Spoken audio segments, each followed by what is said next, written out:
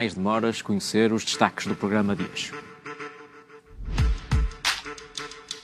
Vitória no Estádio do Dragão para o Futebol Clube do Porto, triunfo por 2-1 frente ao Braga, num jogo emocionante com os Dragões a levarem a melhor. Borja Sainz foi decisivo a marcar o segundo golo do jogo. Vamos também ouvir declarações exclusivas de Farioli e também Gabri Veiga, que foram ali ao espaço do pós-match do Porto Canal, falar sobre esta vitória frente ao Braga. E por fim, mais uma goleada das antigas da equipa feminina do Futebol Clube do Porto para a Taça de Portugal. As portistas venceram por 25-0 na Taça de Portugal. Vamos então começar para analisar essa vitória. Antes, apresentar o Rubens, o Ricardo e o Paulo, mais uma vez aqui presentes como comentadores. Boa noite aos três, bem-vindos mais uma vez. Vamos ver o resumo desse jogo no Estádio do Dragão, com o Futebol Clube do Porto a vencer o Braga por 2-1.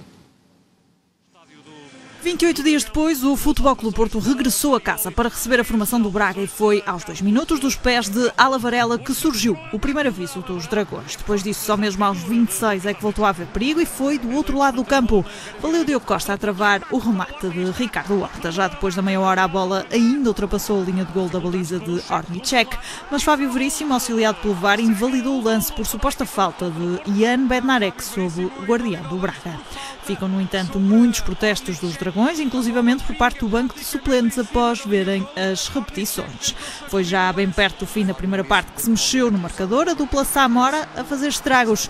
De longe, Samu rematou, Rodrigo Mora com desvio subtil traiu Lucas Ornicek e levou os Dragões em vantagem para o descanso. Dos balneários, a equipa minhota entrou melhor e em pouco mais de 5 minutos igualou a partida. Jogada estudada com origem num canto que terminou com Vítor Gomes a marcar. Alberto Costa ficou caído a pedir algo mais na área dos Dragões, mas nada foi assinalado. Já depois das primeiras alterações dos dois lados, Diogo Costa ainda salvou a reviravolta no marcador com esta intervenção. Denis Gul falhou por escassos centímetros do alvo já dentro do último quarto de hora. Acabou por ser decisivo Borja Sainz aos 79. O espanhol não facilitou, numa jogada de antecipação isolou-se em frente a Ornicek e selou assim o resultado final em 2-1 para o Futebol Clube do Porto, que mantém a liderança isolada da tabela e continua sem perder no campeonato. Foi assim que o Porto venceu o Braga no Dragão. Borja Sainz, MVP, homem do jogo, e está visto porquê. Saiu do banco e resolveu esta partida frente ao Braga. Rubens, não foi de todo um jogo confortável para o Futebol Clube do Porto. O Braga mostrou capacidade para bater o pé. Quais são os destaques do teu lado desta partida? Realmente não foi confortável, não foi fácil. Aliás, foi muito difícil. A gente viu um jogo em que já se percebia que isso poderia acontecer, porque o Braga vinha numa ascensão, era 4 jogos a vencer, era um Braga que, líder da Liga Europa, um Braga que estava cada vez mais confiante, e a gente tinha dúvida se eles vinham aqui ou não baixo, ou se ia encarar o jogo de igual para igual. E eu acho que foi a primeira equipa este ano que fez, esta época, que fez isto ao Porto? A primeira equipa que eu vejo, não que só jogou de igual para igual, que teve em muitos momentos do jogo superior ao Futebol Clube do Porto, mas o Porto foi mais eficaz, soube levar mais o jogo, teve mais maturidade, como diz o Farioli, porque soube resolver no momento correto. E eu acho que foram os 3 pontos, sim, mais difíceis que o Futebol Clube do Porto conquistou hoje, o que mais teve que dar luta, o que mais teve que ter capacidade técnica, tática, mental principalmente, porque é difícil você estar jogando ali, perceber que o adversário em muito momento está por cima do jogo e ter que arrumar alternativas, estar jogando em casa, era a liderança, então era um jogo que a gente esperava que ia acontecer e por bem que no final deu tudo certo. Acho que não é sofrer a palavra, eu vi esse goleiro sorte, né? Muitas gente falou sobre esse golo que o Samu faz, que tem um pouco de sorte, que bate no Rodrigo, mas eu acho que esse aí também do Salazar também foi igual. Então divide, se tiver que falar assim, o Porto teve sorte, né? Com certeza ele foi arrematar. Estou a baliza. Chutou a baliza e acertou a cabeça do Vítor Gomes ali. Pronto. Isso também, vamos dizer assim, sorte por sorte, tá do mesmo lado. E eu acho que faz a diferença aí, nessa individualidade. Um Porto que sabia da dificuldade e que uma individualidade, uma capacidade técnica de um jogador poderia resolver. E eu acho que isso também foi o início do jogo, quando o Farioli faz as 2 alterações perante ao último jogo, que entra o William de um lado e desloca o PP e entra o Rodrigo titular, porque os dois entraram, o Rodrigo e o Gabriel depois ficou no banco, assim como o Borges ficaram no banco.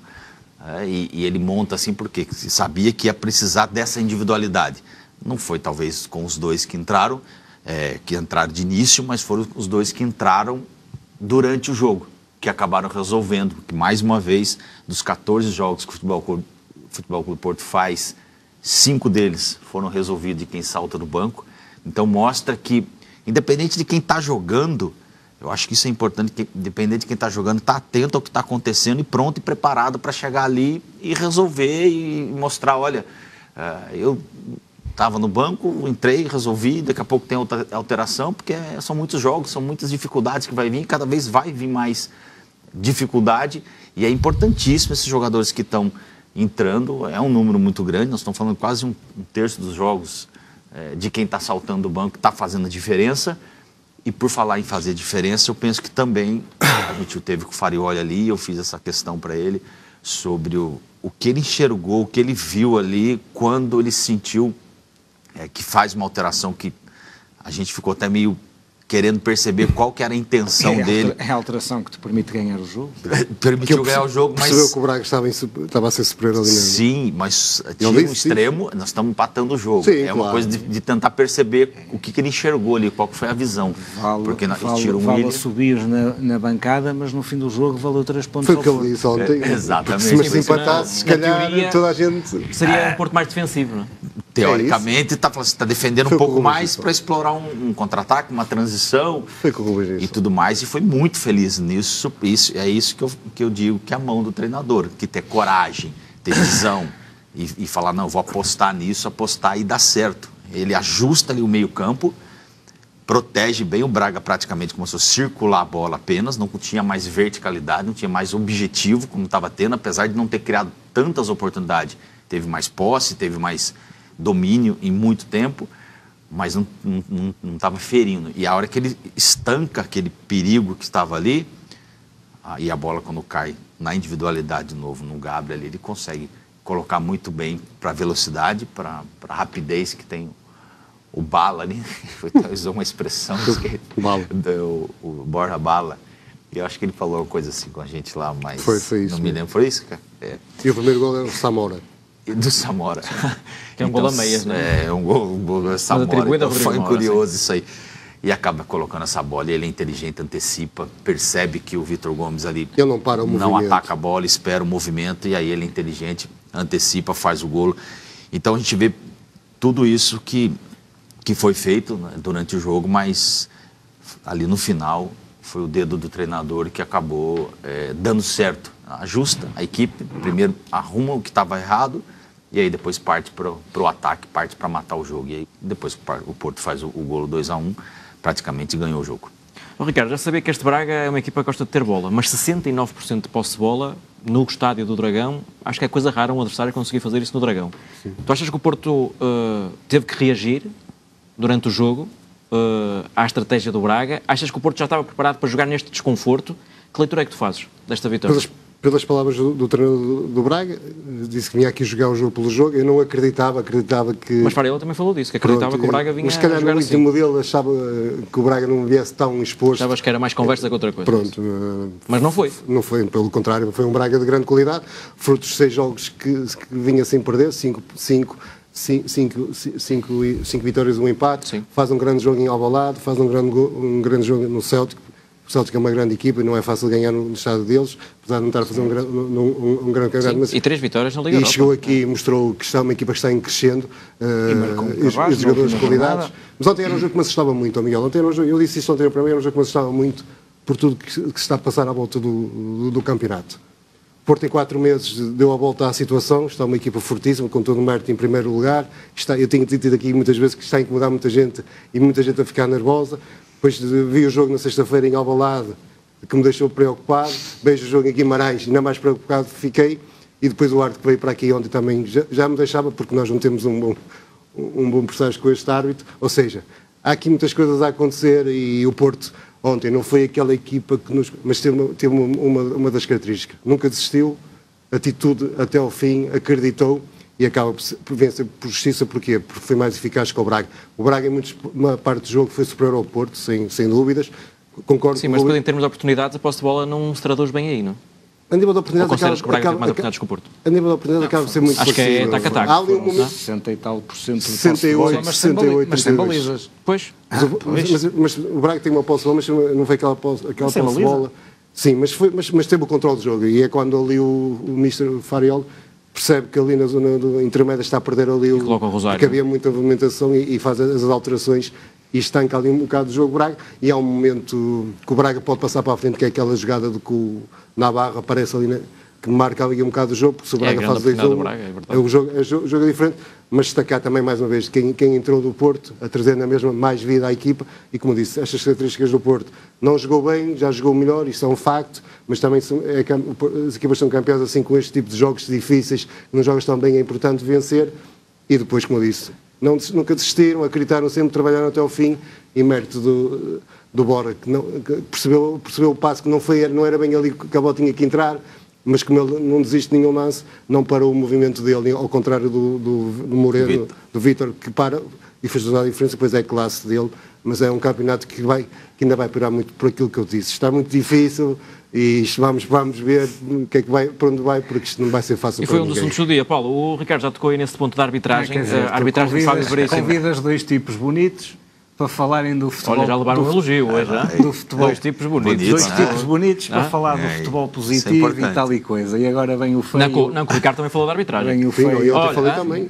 E nem perguntei nada, tu é que quiseste ir por aí. Olha, Paulo, então, a arbitragem ontem foi tema, né? Está a ser tema, está a correr muita tinta a arbitragem de Fábio Veríssimo. A do Porto ou dos adversários do Porto? Todas? O que tu quiseres ir. O que eu quiser. Vou tentar encaminhar isto para o jogo do Porto. Então vamos lá fazer um chazinho em casa. A arbitragem teve aqui um papel de protagonista ontem? Qual é a tua opinião? Qual é a minha opinião?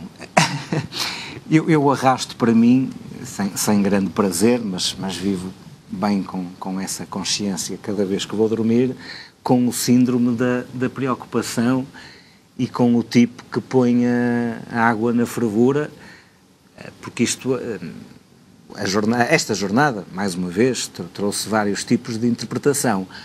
A primeira, e eu já lá vou onde tu queres, mas não posso deixar de dizer isto, porque o Braga jogou muito bem, admito que tenha jogado melhor que o Futebol Clube do Porto, mas no futebol ainda normalmente ganha quem marca mais golos, e o Futebol Clube do Porto fez 2 golos e o Braga 1, mesmo reconhecendo que o Futebol Clube do Porto ontem fez um jogo contra o Manchester City do campeonato português. As semelhanças para mim são óbvias, a forma de jogar é óbvia, o sistema agora com 3 atrás para mim também é óbvio. Paulo, deixa só dar aí um jeitinho com o braço no micro que está a fazer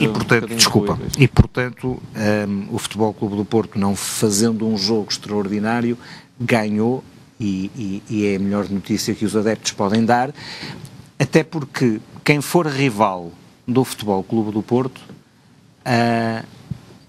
quer no Moreirense, quer no Braga, quer no Famalicão, que ainda falta, tenho a certeza absoluta que estava lá assinalada a bolinha vermelha como um campo potencial ou um adversário potencial para o Futebol Clube do Porto perder pontos.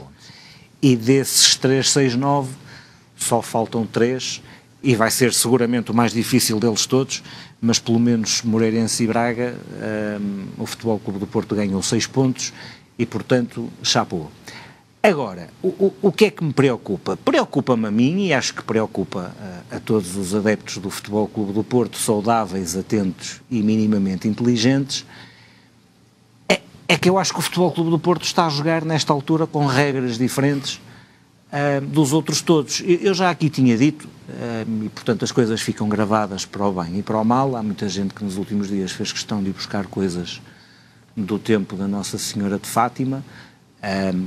Faz parte da nossa profissão aqui ficar à mercê do que foi dito, mesmo que sendo retirado do contexto, mas abreviando, eu tinha dito aqui, no fim do jogo com o Benfica, que nessa jornada teria sido uma jornada modelo para que todas as pessoas que gerem a arbitragem mostrassem aquela jornada como uma jornada modelo, porque em todos os jogos foram cumpridas as regras do jogo. Imaginamos que até no jogo em Alvalade entre o Sporting e o Braga houve um penalti bem marcado em casa do Sporting a favor do Sporting de Braga e que precipitou o empate entre o Sporting e Braga. Um dia depois, se não me falha a memória, temos o Porto-Benfica.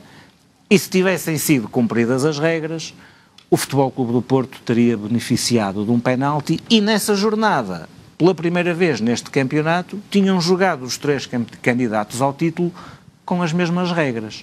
Isso não aconteceu, porque as regras não foram cumpridas no jogo entre o Futebol Clube do Porto e o Benfica.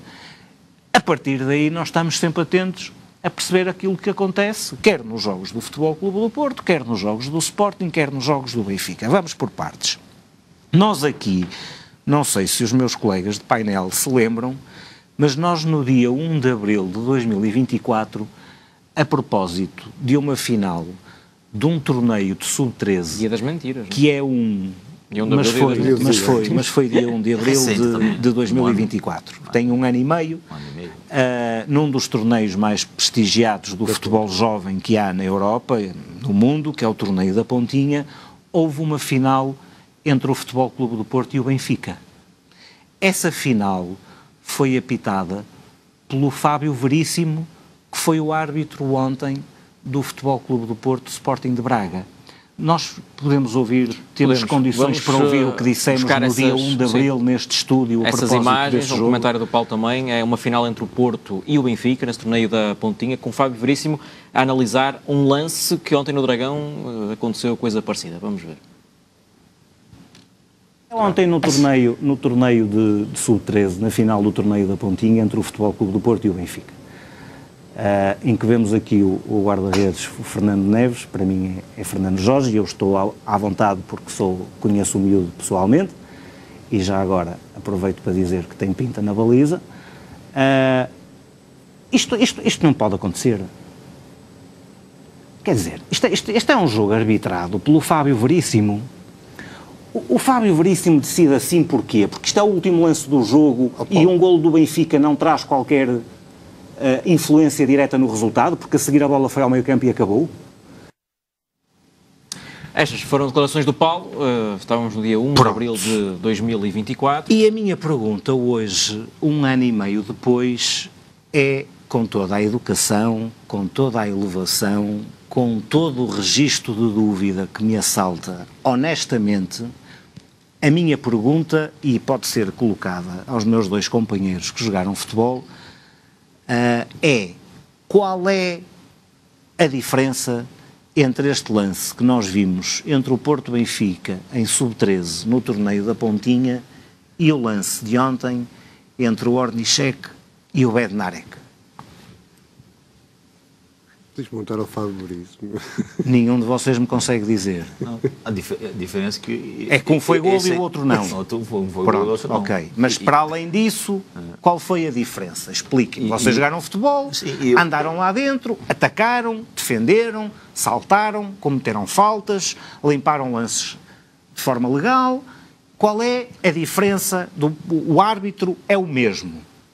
Isso é muito mais falta. São os 2 lances na pequena área. O jogador do Benfica vai contra o Fernando Jorge no torneio da Pontinha, que ainda hoje é guarda-redes do Futebol Clube do Porto. Na altura estava no sub-13, agora está no sub-15. Vai contra ele. O Bednarek, salvo melhor opinião, ainda que esteja dentro da pequena área, salta na vertical. Eu até posso admitir que isto é falta. Mas porquê é que não foi falta ao outro com o mesmo árbitro, sendo que as regras do jogo não mudaram? É isto que eu gostava que me explicassem. Como eu gostava que me explicassem porque é que nomearam o Bruno Esteves para VAR do Benfica Porto, depois de ter feito um grande disparate no Porto Nacional, eu hoje também não consigo, mas eu admito que sou eu que sou altamente limitado do ponto de vista intelectual. Portanto, eu vou para casa a conduzir quando sair daqui, a pensar nas minhas limitações e, sobretudo, a pensar como é que eu não sou capaz de encontrar semelhanças ou diferenças, do ponto de vista, entre este lance e o lance de ontem. Porque não há razão, não há coerência E quando não há coerência, as pessoas discutem, fazem barulho, porque querem perceber o jogo e são os próprios árbitros que dão sinais. Parece que contra o Futebol Clube do Porto é válido ou são válidas uma série de regras, mas depois, se for a favor do Futebol Clube do Porto, são válidas outras regras. E o futebol tem regras diferentes quando o Futebol Clube do Porto joga. Desculpem-me, não está correto.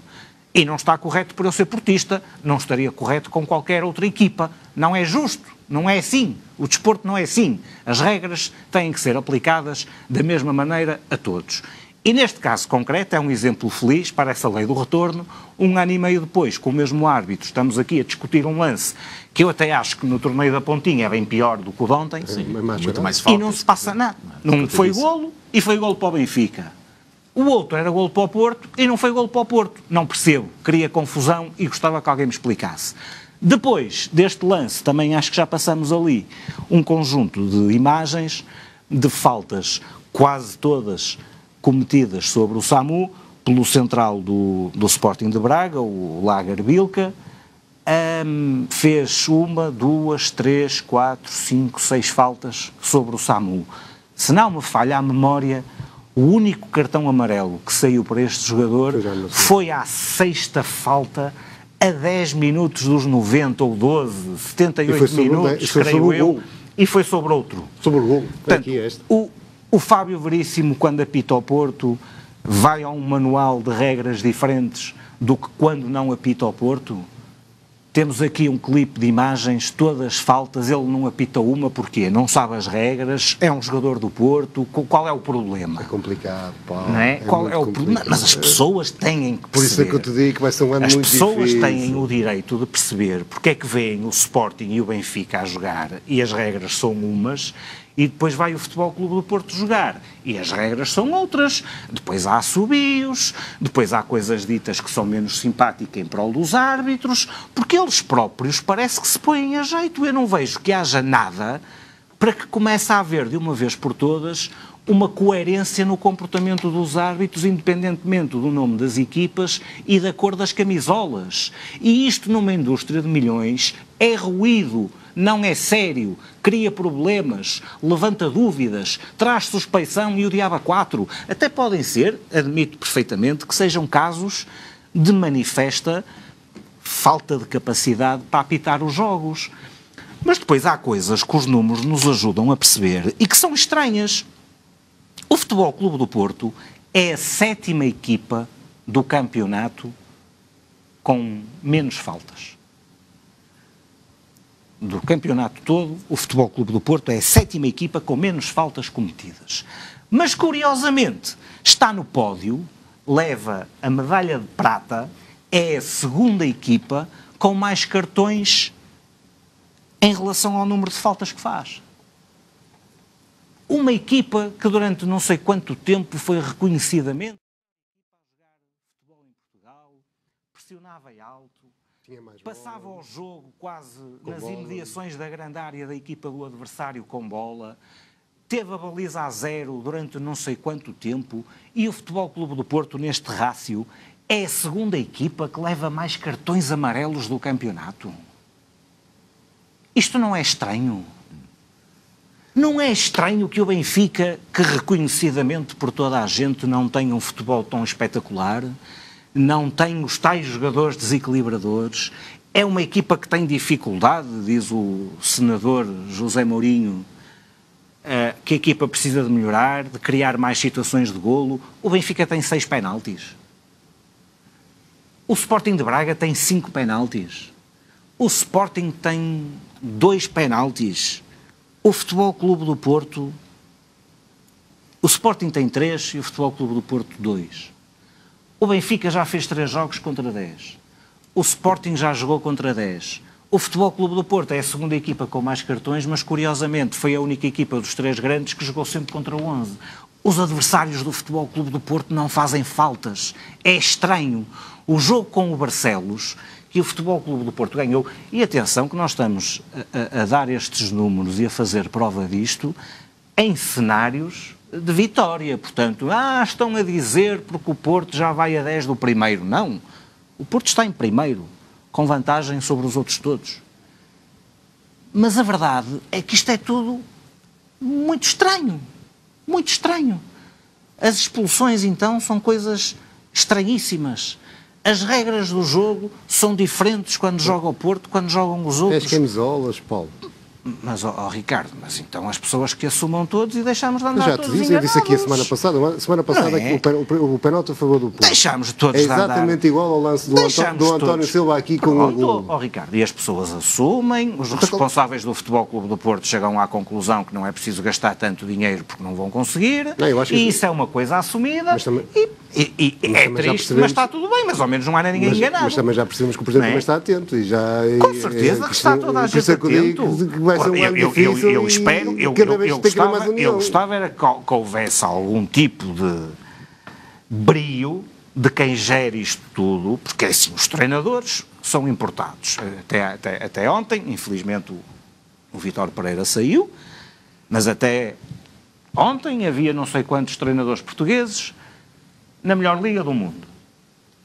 Há jogadores que um está quase a fazer 1000 golos, os outros batem o recorde de transferências e andam aí em grandes clubes a lutar pelo título em Espanha, em Inglaterra, em França, Ligas dos Campeões, fala-se em jogadores portugueses para a Bola de Ouro, blá blá blá blá blá blá. E então os árbitros querem ser o parente pobre disto eternamente?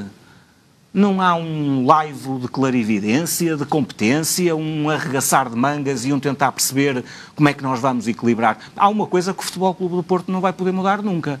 É a distância geográfica da capital do país. Isso é uma coisa que nenhum de nós vai conseguir mudar. Serão sempre daqui para lá, serão sempre 300 e qualquer coisa quilómetros.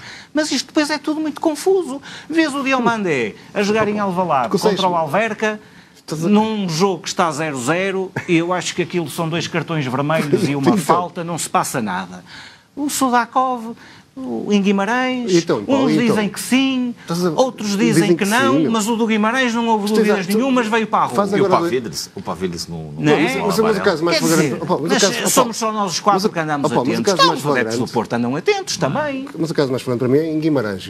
Para mim até é dos meus árbitros portugueses, é dos árbitros que eu mais gosto a apitar. E eu também já não acho que seja alguém que consegue explicar como é que o Sudakov não é expulso naquele lance, e há 2 anos atrás, aqui num clássico, Porto-Benfica, o Eustáquio foi expulso da mesma maneira. E ele mesmo, agora expliquem-me qual é a diferença. O Porto, por uma lógica, quer dizer, foi uma equipa avassaladora, blá, blá, blá, blá, blá. Por uma lógica de penaltis marcados, eu também não acho que se deva marcar penaltis, tem razão para marcar penaltis. Claro. Mas a verdade é que o Benfica tem 6 e o Futebol Clube do Porto, neste momento, em termos de penaltis marcados, é uma equipa que está a meio do caminho.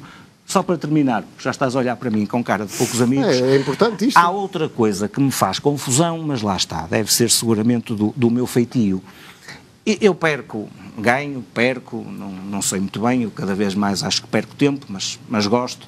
Vou espreitar aqui, vou espreitar ali, espreito acolá, e parece que nestes últimos tempos se criou uma espécie... Dizem é todos o mesmo. Dizem é todos o mesmo. O problema é exatamente esse. A sensação que eu tenho hoje, quando vou ver outros canais e os supostos experts rejubilados da arbitragem, a sensação que eu fico é que parece que há alguém criou recentemente uma espécie de sindicato dos árbitros audiovisuais, porque eles já não apitam, portanto limitam-se a falar sentados como nós estamos aqui a olhar para a televisão e a falar sobre os lances, mas parece que alguém criou uma espécie de comitê dos árbitros audiovisuais, em que estão todos taxados com o mesmo valor, dizem todos a mesma coisa, o Sporting e Benfica está sempre tudo certo, e depois acho que se esqueceram de englobar os especialistas do Jornal O Jogo. Mas é verdade que o Jornal O Jogo também tem uma localização mais a norte do que se calhar as outras coisas todas. Parecem que são os que ficaram de lado, porque são os únicos que dizem coisas diferentes dos outros todos. Mas há de ser seguramente da minha imaginação, e portanto não sei que te diga, se não sinalizar esta situação. E vão ter que lá que o Porto está em primeiro. Eu acho que o Porto deve fazer barulho quando tiver razões com bom senso para fazer barulho, não anda ninguém a dormir, mas que as regras não têm sido ao fim de 10 jornadas iguais para todos, parece-me claramente que não. Também vai-te habituando. Obrigado. Olha, muito obrigado, volto sempre. Olha, já que estamos a falar de arbitragem, vamos ouvir Farioli sobre esta arbitragem na vitória do Porto frente ao Braga. Braga is one of the few teams like us that is defending in this way, really aggressive, with a lot of individual duels. So we knew, and we do it because we have advantage, and they recently started to defend in the same way. And of course, this one is giving them as well some advantages. As you saw, they are in a very good and positive moment. So I think the game could not be different than this one, with the two teams with this identity and this desire. After, I think what was difficult is the fact that every contact for us became a foul, and they were allowed to play a lot with the hands, with the feet, and to tackle and to go again. So this one, I think it was maybe also, let's say, some circumstances that change a bit the flow of the game, and unfortunately it's not the first time that is happening. It will be interesting to have same criteria of evaluation in everything that is happening. Now, of course, the results, 28 points, winning. Somehow, after it's easier to calm down. But I think everybody has eyes to see. I think this is for me the most evident part. And of course, this one can create some normal irritation, but I'm glad that the players on the pitch, they behave really well once again, even though it wasn't easy to control the emotion for everybody. A leitura de Farioli sobre a arbitragem. Vamos avançar para o destaque individual. Borja Sainz foi eleito o MVP do jogo, aí está ele com o prémio merecido, eleito pela transmissão da partida. Acabou por ser decisivo para o Futebol Clube do Porto e no final do jogo, Borja Sainz comentou esta vitória. Es una cosa que el míster lo deja claro siempre, cada entrenamiento y en el día a día. Es una cosa que nos lo habla mucho, que tanto los que empiezan como los que acaban son importantes. Y hoy, por ejemplo, Gabri me ha dado la asistencia y yo he podido marcar el gol y nada, estoy muy contento y muy contento de sumar los 3 puntos. Y bueno, al final ellos han trabajado bien, es un equipo bastante bueno que hace las cosas muy bien. Y bueno, nosotros teníamos claro lo que iba a pasar y bueno, hemos aguantado y nos hemos llevado los 3 puntos, que es lo más importante. Al final los que entran también ayudan, yo creo que el míster lo dice siempre y bueno, yo creo que Pablo nos ha dado un poco de estabilidad. Estoy trabajando día a día, hoy me ha tocado meter el gol, pero bueno, lo más importante es trabajar en el día a día y estoy muy contento aquí. E vamos ouvir novamente Farioli, na parte exclusiva, ao Porto Canal, no pós-match. Esteve junto do Rubens, do Ricardo, por exemplo, a explicar algumas mudanças que fez na equipa e, mais precisamente, a entrada de Pablo Rosário no jogo. We are a team, and to compete at this level we need everybody, and we need everybody with fresh legs and fresh mind to change the game, and I think today was great. Rodrigo score a goal, we call it the Samora, because it's the shoot of Samu and the goal of Mora, and William did really well starting today, and the ones that enter straight after Gabri and Borja, they made the final touch. But again, after we need to mention Pablo, he entered on the pitch, he recovered 4 or 5 balls, he gave us a lot of stability. Martin, that he had a very difficult opponent to face. So Dennis one more time with spirit, fighting, helping us to stretch, to press, to defend. So that's really important. The decision made was in the fact that also when they made some changes, they kept a lot of mobility inside. So you need to have legs, you need to have spirit, and I felt at some moment that to have a bit more impact and the possibility to recover some extra balls, we need to have Pablo in the middle to bring the impact, the cleverness, the game understanding, and after to keep the quality of Gabri in front, and and it was, let's say, a lucky combination, or mainly about his quality and his touch to combine, and after to deliver a fantastic assist. And the way that Borja attacked the space was great. I think he went with everything because he really wanted to score. It was really important. It was a period that he unfortunately was not able to score, but he always performed well and worked for the team, and I think he got what he deserved. Quem também falou em exclusivo connosco foi Gabri Veiga, que fez a assistência para Borja marcar o golo decisivo. No fue un partido muy bueno del equipo, creo que nos jugamos contra un rival muy bueno que nos hizo pasar momentos incómodos, sobre todo en la segunda parte. Yo personalmente no estuve cómodo porque al final te juntan muchos pases y te obliga a defender mucho en campo propio, y creo que no estamos cómodos en ese sentido. Pero al final lo importante es que ganamos y a por el siguiente.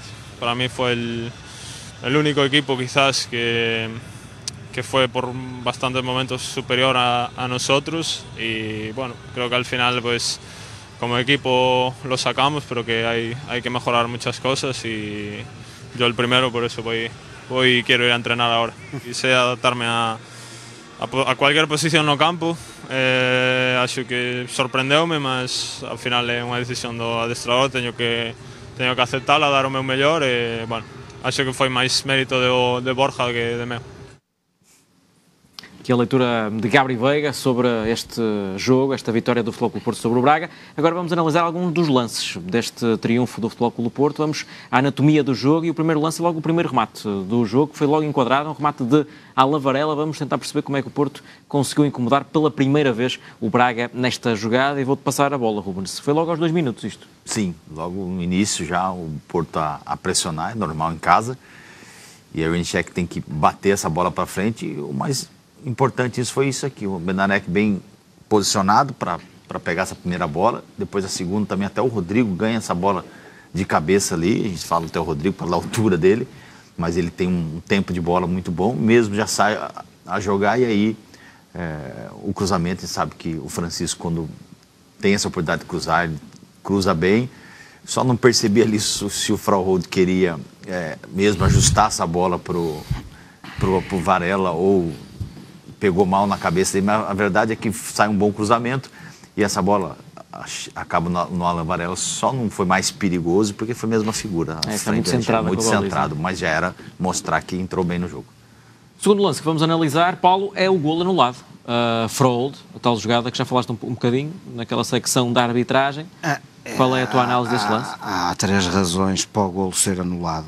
A primeira é que o Ornicek não é um guarda-redes do Sub-13. A segunda é que o Futebol Clube do Porto está a jogar de azul e branco e não está a jogar de vermelho. E a terceira é que o jogo foi no Dragão e não foi no campo da Pontinha. E está analisado? E está analisado. Frauhold meteu a bola dentro da baliza, mas depois o árbitro... Aqui a questão também, Ricardo, não sei se quer juntar a esta análise. Aqui a questão é que, o árbitro anula este golo, marca logo falta, mas o VAR tem a oportunidade de reverter a decisão e não reverte também. Sim, mas concordou com a decisão do Fábio Veríssimo em anular. Não é só uma decisão do Fábio Veríssimo aqui, porque o Fábio Veríssimo não foi chamado a ir ver as imagens. Não, é porque concordou, como é óbvio, senão tinha sido chamado. Pronto, está aqui os 2 lances, e este muito comparado com o da Pontinha, acho que não está. Deixa-me só dizer que eu não sou daquelas pessoas doentes que hoje em dia, no mundo de hoje, têm prazer em falar mal de quem quer que seja. Agora, eu acho sinceramente e honestamente que há coisas que carecem da explicação. Eu acho que têm que arranjar aqui uma forma qualquer de esclarecer os adeptos. Nós aqui interessa-nos o Futebol Clube do Porto, mas o Famalicão há de ter adeptos em alguns jogos. Descabido haver uma flash interview para o árbitro no final do jogo? E eu não acho descabido, não sei se culturalmente estamos preparados para isso, mas que há alguma coisa que tem que ser feita, eu acho que sim, porque isto se fosse a feijões, agora, há muito dinheiro investido aqui, há muito sacrifício, há muito trabalho para as coisas serem assim e acharem que nós, passado uma semana ou 2, nos esquecemos. Porque às vezes até, e eu até me incluo nisso, e não só no futebol, noutras coisas, eu já fiz apreciações mal feitas, porventura já terei feito avaliações de caráter mal feitas, Mas, acima de tudo, eu acho que se as coisas forem explicadas, concordando ou discordando, é tudo mais limpo. E, portanto, eu gostava muito de ver, ou de ter a tentação de esperar que o futebol português evoluísse nesse sentido, porque eu não sou árbitro, não tenho a obrigação de conhecer as leis do jogo da mesma forma que um árbitro. Eu sei que não é permitido contacto com o guarda-redes dentro da pequena área, certo? Já tens o Duarte Gomes. O futebol agora tem que ser mais à inglesa. Mas arranjem um gajo a norte e outro a sul. Então. Mas é verdade, ele é que vai todas as semanas e pois é, diz que agora qualquer toque é para deixar andar que isto é futebol à Inglaterra. De Samora, como foi apelidado por Fariol. Gostava de ver agora com esta explicação. Lance, que é o primeiro golo do Futebol Clube do Porto, o tal golo de Samora, como Farioli disse. Sim. Que é ali, Ricardo, um momento de fé de Samu, não é? Não, aqui basta muitas... Porque em condições normais Samu não ia rematar dali. Primeiro destacar que um bocado na minha apreciação inicial, não dei moral e tenho que dar, porque até é uma posição que eu joguei muitos anos, à dupla centrais do Futebol Clube do Porto. Acho que ontem fizeram um jogo soberbo os dois. Isso não se notou mais ainda a superioridade do Braga, porque em alguns momentos foi superior. É porque os centrais do Porto têm resolvido e resolveram muitos problemas, porque de facto estão a fazer uma época fantástica e estão a fazer uma dupla de top. E aqui ontem, lá está, Kivior ganha a primeira bola, Porto ganha a segunda bola, é Rodrigo Mora, penso que está ali preparado para a segunda bola, não consigo precisar aquilo que eu estou a dizer. Ganharam quase todas. Ganha a bola, os jogadores perdem para a segunda bola, recuperas a bola e depois é a felicidade. A bola é logo jogada no Samora, que o remate, na minha opinião, a bola, acho que ia para a bandeirola de canto, como se costuma dizer. Não ia ser gol, não. E apanha o calcanhar, penso que é o calcanhar do Rodrigo. E depois é a trajetória que a bola faz, porque ela descreve um arco muito difícil para o guarda-redes do Braga, e ao bater ainda ganhou mais velocidade, mas muitas características do que foi o Porto ontem.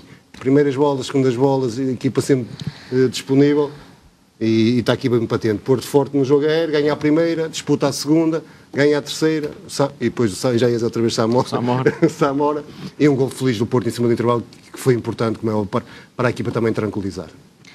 Vamos agora já para a segunda parte, um lance com William Gomes, ele que foi titular frente ao Braga. Vamos perceber aqui, Rubens, como é que o Porto incomodou desta vez.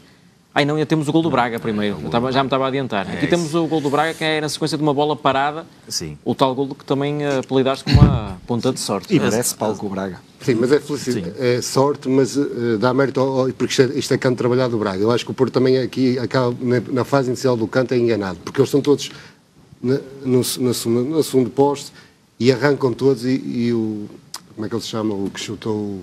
Salazar fica completamente preparado e acho que para que a trajetória da bola é mesmo para ele, mas o remate era para si na baliza. Mas inicialmente isto é um canto trabalhado do Braga e que enganou o Porto, nisto é a minha opinião, e depois é a felicidade no remate que sai na cabeça do lateral direito.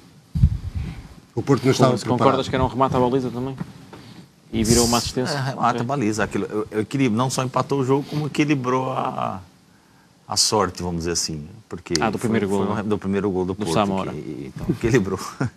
Olha, agora sim, vamos ver o lance de William Gomes.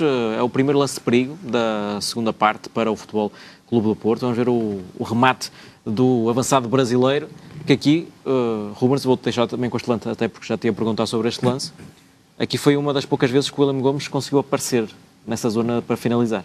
Sim, e a gente vê esse trabalho que o Fraude faz, né? Um trabalho pesado, vamos dizer assim. Já tinha visto no lance do Samu, já veio agora de novo, sempre dando essa linha de passe primeiro, a construção do Porto, e aí se aproveita para conseguir ligar, que eu acho que era o objetivo, era essa bola chegar mesmo no William. O William foi colocado ali para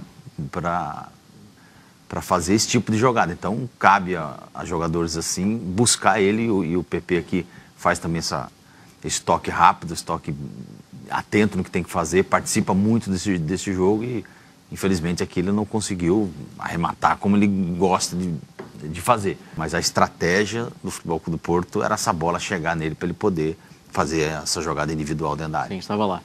Já com o Deniz Gül em campo, o avançado turco do Futebol Clube do Porto também conseguiu uma boa oportunidade para marcar. Vamos ver como é que foi esse ataque portista. Paulo, aqui, Deniz Gül esteve perto de marcar, é uma das jogadas, das poucas da segunda parte, em que o Porto consegue espaço já próximo da área. Sim, voltou a ser candidato a herói. Desta vez não foi, mas felizmente apareceu um colega a seguir a ele que acaba por encontrar... Há aqui um jogador importantíssimo que é Pablo Rosário. O Pablo, eu ia dizer isso e reconhecendo que para o adepto comum as substituições que o Francesco Farioli fez não terão sido provavelmente do agrado da maior parte da bancada. Eu, acima de tudo, acho que foram muitíssimo inteligentes porque percebeu aquilo que o jogo estava a pedir naquele momento.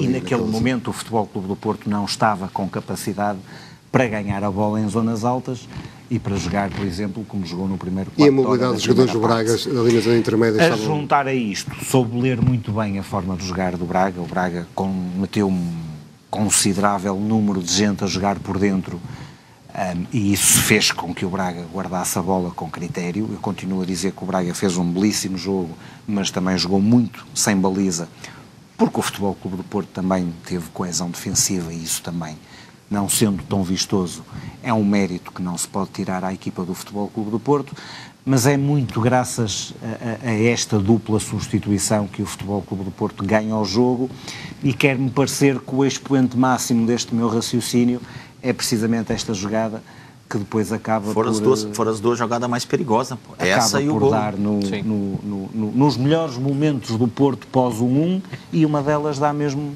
ou proporciona mesmo o gol da vitória do Futebol Clube do Porto, que é o lance a seguir. Mas o golo tem coisas diferentes do Samu, mas eu acho que são coisas muito, muito úteis na forma de jogar do Porto. E aqui o Gabriel faz tudo bem, só não faz golo, para mim, na minha opinião, porque é o central do Braga, que tem um corte daqueles cortes de golo.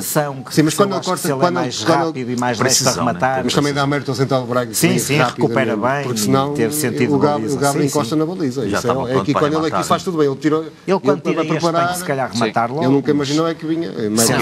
Sentado à segunda-feira é tudo mais fácil. Por fim, vamos ver o segundo golo do Futebol Clube do Porto, com mais pormenor. Borja Sainz a ser o herói da partida, também é um grande passe de Gabri Veiga. Ricardo, o que é que queres destacar mais aqui? Primeiro, destacar o passe do Diogo. O Braga a pressionar alto, aqui a qualidade do Diogo já é normal. Aqui, importante, depois a combinação destes dois jogadores, porque é o Gabri que recepciona, joga no Alberto. É que eu acho que tu nesta fase voltas a recuperar o controle do jogo. É isso, estabilizaste a equipa.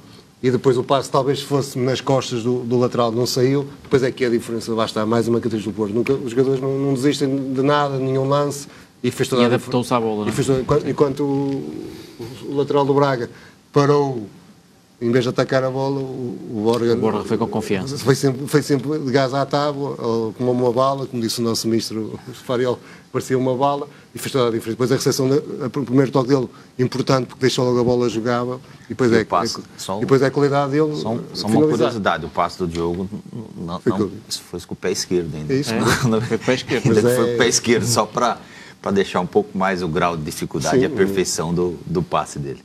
E fica analisado este jogo, esta vitória do Futebol Clube do Porto. Vamos passar para a equipa feminina dos Dragões. As portistas venceram mais uma vez para a Taça de Portugal e mais uma goleada bem alargada, 25-0 frente ao Oliveira do Douro. Depois da vitória volumosa frente ao São Martinho, jogada a 5 de outubro, o Futebol Clube do Porto carimbou agora a passagem à terceira eliminatória da Taça de Portugal. Feito conseguido depois das portistas terem goleado por 25-0 a formação do Oliveira do Douro, num jogo discutido em terreno adversário. Raquel Cunha foi aposta para este jogo, estreando-se assim com apenas 15 anos, pela equipa principal do Futebol Clube do Porto. Um destaque neste duelo que teve Cristina Ferreira como a máxima goleadora do encontro, com 7 golos. A camisola 9 foi a responsável por abrir as hostilidades no duelo frente à formação de Vila Nova de Gaia, com apenas 5 minutos decorridos.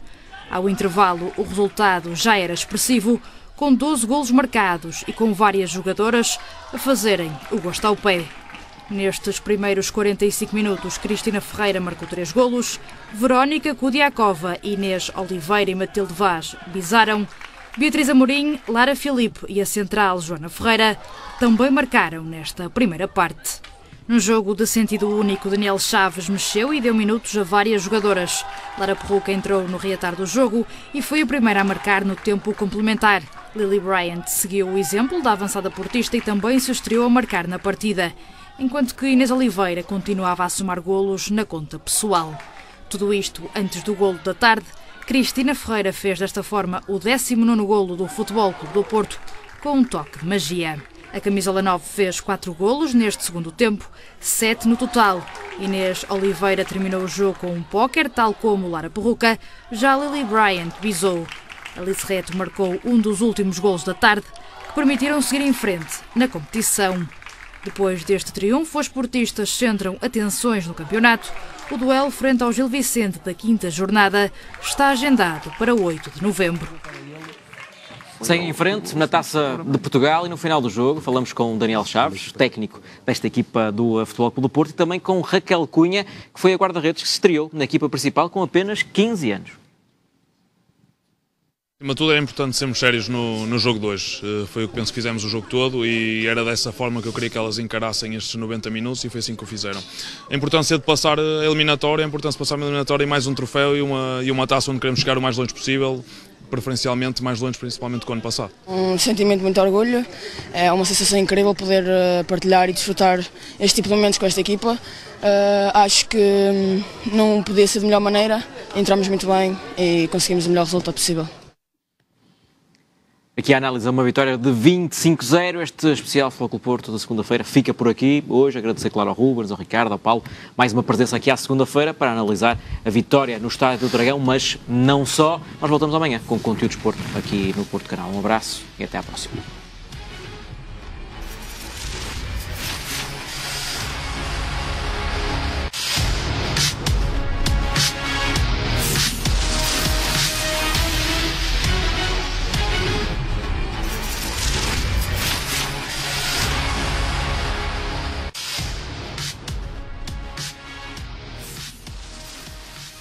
Patrocinado por 5G.